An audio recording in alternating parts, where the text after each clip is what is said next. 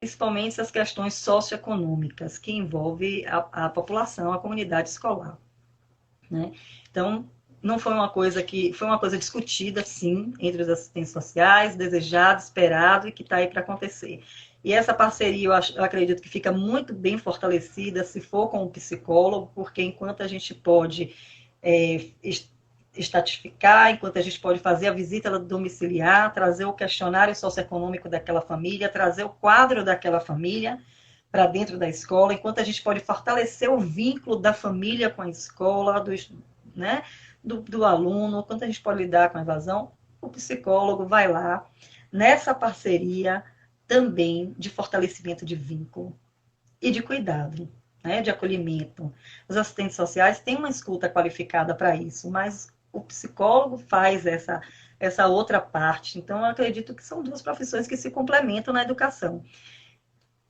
Desejo muito ver assistentes sociais na mesma quantidade que estão na área da saúde, ou buscando a área da saúde, buscando a educação, as escolas de ensino público.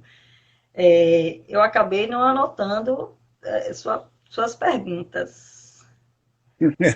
Eu creio que, assim, no Consegui. contexto, eu acho que no contexto foi bem para essa questão assim do pensar o papel da assistente, né, no âmbito da educação, vamos dizer assim. Acho que você pontuou bastante, inclusive eu vendo aqui na live, né, as falas, é, pontuando bastante, né, falando da forma didática, né, que você explicou. E agora, por exemplo, tem uma pergunta aqui: qual a ligação?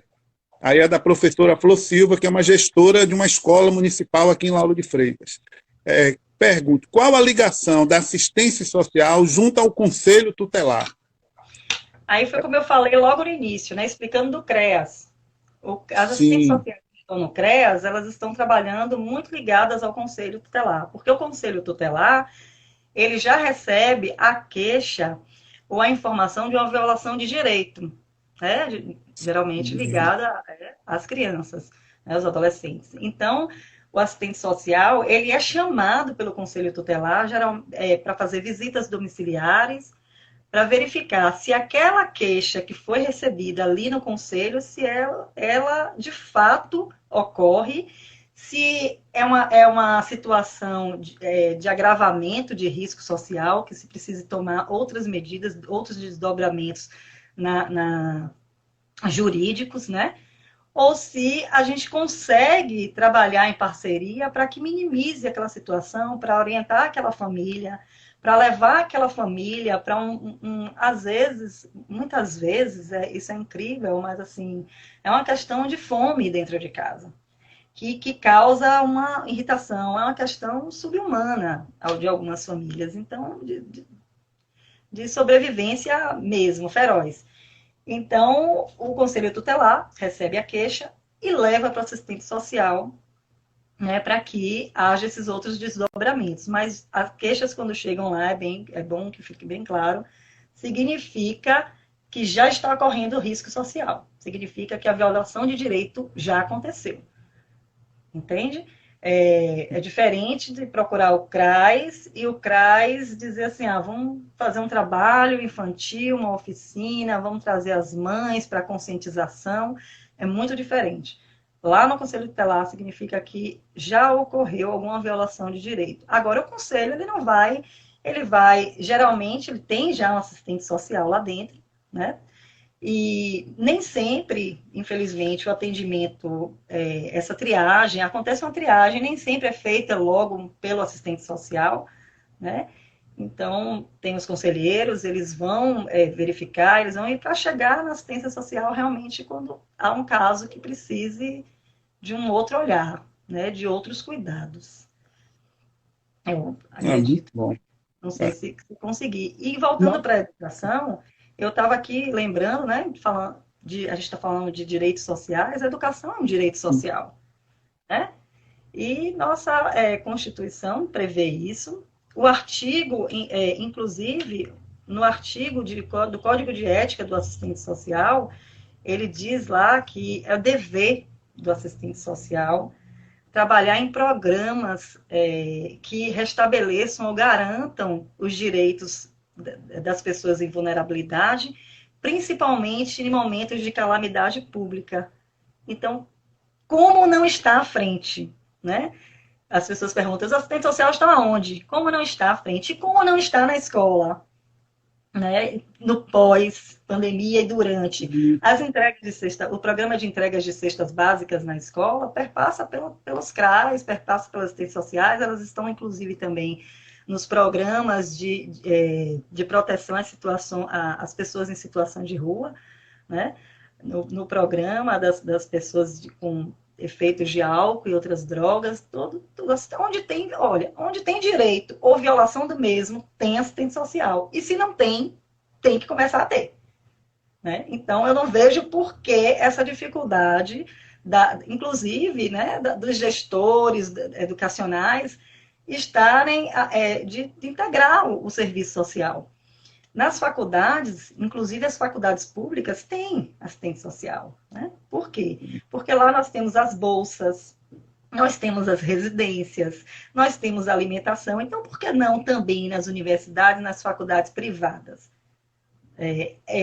Às vezes eu fico pensando que há um receio do empreendedor, né, do empresário, na verdade, nós tem aquela conversa nossa inicial, o assistente social é bonzinho, o assistente social vai querer fazer caridade. Não, o assistente social não vai descobrir um santo para cobrir outro. Ele vai dar caminho, né? Ele vai fazer uma procura de vaga de estágio, ele vai ouvir aquele aluno, quais são as dificuldades dele, para poder tentar traçar um programa de estudo, tentar traçar um programa de rotina dele na faculdade. Ele vai levar isso para a gestão, para que a gestão diga quais são os limites da faculdade em relação a esses problemas, essas questões sociais apresentadas. Ele vai, inclusive, falar sobre negociação de dívidas, vai buscar as possibilidades junto ao aluno. Então, os assistentes sociais, em casos de estudos dirigidos, as estudantes que tiveram filhos, as estudantes que passaram por algum procedimento cirúrgico, que precisam receber em sua casa, que alegam, olha, eu estou em casa, não posso sair, preciso receber em minha casa a atividade, é um direito delas. Né? E muitas não têm. A gente está aqui falando, graças a Deus, a gente tem um público que está aqui nos ouvindo.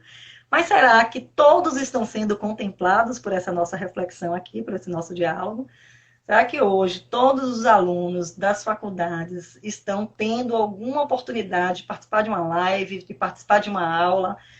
Então, inclusive, no olhar de psicopedagoga, eu lhe digo que tem os dislexos, que tem os TDAHs, que tem as pessoas de baixa visão. Essas pessoas estão sendo contempladas, né, pelo ensino à distância. Acredito muito no ensino à distância, acredito sim. Mas não posso dizer que é um ensino que contemple a todos.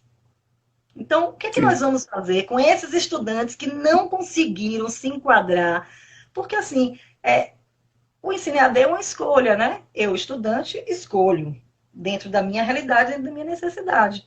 Então, funciona para mim. Ok, funciona. Nós temos os mesmos professores gabaritados aí, empenhados em dar suas aulas, em levar o máximo de informações, em trazer PDFs, livros. As universidades oferecem bibliotecas virtuais, né, palestras virtuais. Então, acontece. E acontece mesmo. E, bom, mas e os que não conseguiram alcançar? O que é que a gente vai fazer? Simplesmente reprova, eles não existem, era uma matrícula, ou deixa cancelar? Numa situação como essa, por exemplo. Deixa esse aluno cancelou, deixa cancelar, porque a gente não tem o que fazer. Né? Então, eu acredito que o trabalho do assistente social está muito ligado a todas essas questões que envolvem os estudantes. E tanto na fase de creche até as universidades. Então, não tem... não, só funciona para a educação infantil, porque a educação infantil precisa muito da família, e a família precisa de uma reorganização social, vai precisar de uma reorganização social, a família precisa de uma escuta, precisa de um acolhimento que nós professores não conseguimos suprir tudo. Não. Lidar com adolescentes também. Né? O ensino médio precisa, as faculdades precisam. Então, para mim, o trabalho da assistência social e a educação é uma parceria que só tem a ganhar os empresários, as políticas públicas efetivadas, então todos os cidadãos, independente de rede privada ou pública. E fico muito feliz que, pelo menos, a lei ela não obriga as escolas particulares, mas saiu para as escolas públicas, né? E isso, assim, como assistente social, eu poder me ver, garantir alguns benefícios e alguns direitos das famílias e do estudante, que está ali no dia a dia, né, com a sua dificuldade de um transporte, do melhor roteiro, com seus atrasos, com suas ausências, isso para mim é magnífico. Né? Resta apenas ver acontecer. Né? Eu Sim. espero que nessa lição, né, de repensar, a gente está falando muito em repensar um novo normal. A gente está falando muito em como é que vai ser a vida depois desse distanciamento, dessa quarentena. Alguns estão em isolamento. A gente está falando muito como é que vai ser esse novo normal. Eu acredito que uma das lições que fatalmente a gente vai levar é que não dá para pensar em 2, em 10. Tem que pensar macro. Né? Tem que pensar maior. E, assim, claro que não sou tão inocente a ponto de dizer assim, não, olha, depois que acabou a pandemia vai ficar todo mundo bonzinho, as políticas públicas vão melhorar, o governo vai entender do que todo mundo precisa. Não, não é isso. Mas eu acredito que sim, que um número grande de pessoas vão estar tomando consciência do que é coletividade, do que é grupo, do que é comunidade, e seja ela escolar ou familiar. Enfim. Tem, assim, eu percebi muito isso agora também na sua fala. Assim, nós já vivíamos uma sociedade extremamente desigual. Né? É uma sociedade que ela é historicamente constituída e construída a partir de uma desigualdade, né, de povos, de tradições, de culturas, tudo isso ao longo de muitos séculos. Um momento que nós vivemos, isso apareceu de uma forma um pouco mais intensa e um pouco mais visível. Hoje, não há mais como discutir se nós vivemos uma desigualdade, o tamanho dessa desigualdade. Eu acho que a pandemia, nesse sentido, ela está revelando que muita gente não queria ver, fazia de conta que não é assim. Então, quando você falou, por exemplo, professora, dessa questão do acesso vamos dizer, às redes, né, a online, essas atividades. O aluno do EAD, como você bem disse, ele fez uma opção. Ele sabia os riscos e os benefícios. Hoje, todos nós estamos vivendo uma educação online, vamos dizer assim. Isso. Então, aí vem aquilo. Todos nós estávamos preparados, todos nós acreditamos nisso. E aí a sua fala foi fantástica. E condição.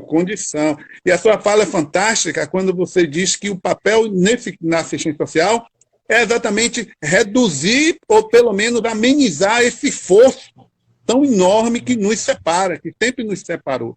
Então, o assistente social ele tem um papel, eu acredito que a sua fala, e para quem está nos ouvindo, assim, e muitas pessoas estão falando isso aqui, ela vem revelar um profissional que será de extrema necessidade, de extrema importância para o que virá depois. Para agora, é como você bem disse, o que é que os nossos alunos estão vivendo hoje, vivenciando hoje, da creche, como você bem disse, ao ensino superior. Né? Hoje, as pessoas que estão em casa, que estão lidando com as crianças, estão fazendo as atividades com as crianças, elas não são educadoras nesse sentido. Então, assim, você vê muitas agressividades, muitas brigas, muitas confusões hoje. Então, assim, professora, uma lição que eu acredito que, como você bem disse, nós não podemos mais voltar ao normal, porque o normal não funcionou, não deu certo. Nós precisamos pensar agora uma outra coisa, não sei o que vai ser, mas com certeza o assistente social terá um papel importantíssimo para o que virá depois. E aí eu já pergunto isso para a senhora enquanto profissional, enquanto alguém que está nessa área há muitos anos, alguém que consegue fazer esse diálogo entre assistência social e educação e saúde, que é importantíssimo, porque nós também tínhamos nos distanciado da saúde, nós em educação, nós pedagogos. Por exemplo, no curso de pedagogia, eu lembro, assim, não há nenhuma disciplina que nos remeta à saúde, por exemplo. Não tem disciplina que estreite esses laços desse diálogo entre educação e saúde, e muito menos assistência social.